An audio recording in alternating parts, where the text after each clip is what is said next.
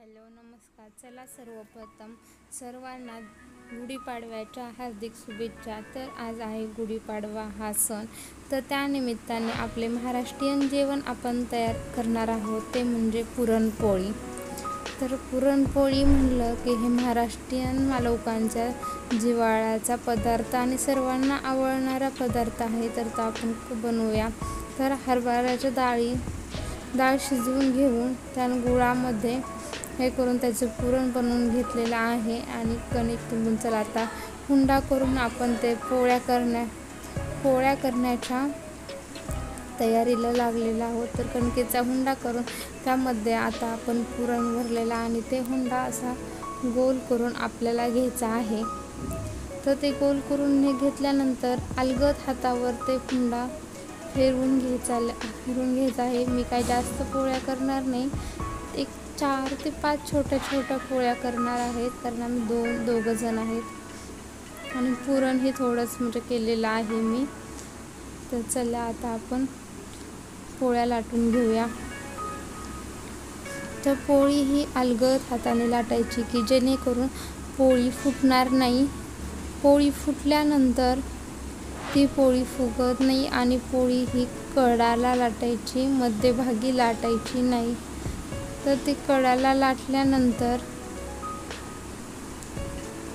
तर अशी हे पोळी गोलसर करून घ्यायची की जेणेकरून दिसायलाही छान आणि खायलाही छान. तर अशा प्रकारे हे पोळी आपली लाटून झालेली आहे सगळीकडून एकसारखी. तर चला आता आपण आपला तवा तापलेला आहे का ते पाहूया. थोडीशी जाडसर वाटली म्हणून पुन्हा एकदा लाटली आणि तर अशा प्रकारे गोल गरगरीत अशी आपली पोळी झालेली आहे.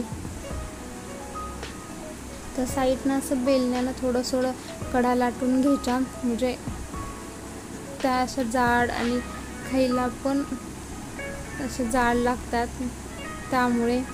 तर चला आता आपली पोळी लाटून झालेली आहे आणि आपण आता गॅसवरही तवा ठेवलेला आहे गरम होण्यासाठी. तर तवा हा बऱ्यापैकी गरम झालेला आहे. तर पुरणपोळी म्हटलं की जरा तुपाची ओढ लागते. तर पुरणपोळी ही तुपामध्ये भाजल्यानंतर खूप छान असं प्रकारचं होतं. तर पोळी टाकण्याच्या आधी मी थोडंसं तूप टाकून घेतलं. तूप हे घरी बनवलेलं फुल फॅट क्रीमी तूप आहे. तर चला आता आपण पोळी तव्यावर टाकूया.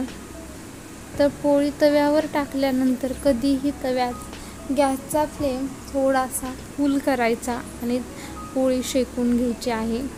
तर असं महाराष्ट्रीयन लोक म्हणतात की ज्या वेळेस बायकांची पोळी फुगते त्यावेळेस ती बाई सुगरण आहे असं म्हणतात.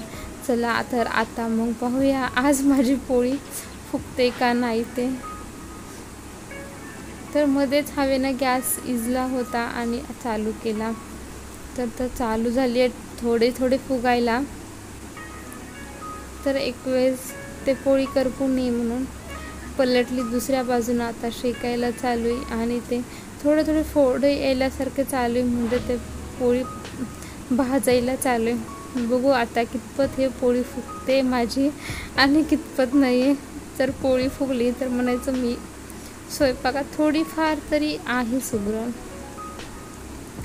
तर बऱ्यापैकी पोळी फुगलेली आहे आणि आता पण फुगली. तर पुरण करताना कधीही कढईमध्ये करायचं. आधी डाळ टाकायची, नंतर त्यात गूळ टाकायचा. तुम्हाला जसा गोड आवडेल त्यात जायफळ इलायची पूड आपण टाकू शकतात. आणि पोळी सर्व बाजूनं असं टम्म फुगायला लागलेली आहे, म्हणजे आता थोडीफार मी सुगरण आहे हे सिद्ध होत आहे पोळीवरून. तर जाऊ द्या, नावं ठेवणाऱ्याला काय आपण तोंडाला हात लावू शकत नाही. आपल्याला तर माहिती आहे आपण किती छान प्रकारची पोळी केलेली आहे. तर अशा प्रकारे पोळी सर्व बाजूनं फुगलेली आहे आणि आता ह्याला मी तूपही लावून घेणार आहे. मस्त चवदार तुपानं, मस्त चवदार आणि खूप छान लागते. देसी तूप आहे घरी बनवलेलं. बघा किती छान प्रकारे टम्म फुगलेली आहे पोळी माझी. तर अशाच प्रकारे आता आपण सर्व पोळ्या करून घेणार आहोत आपल्या.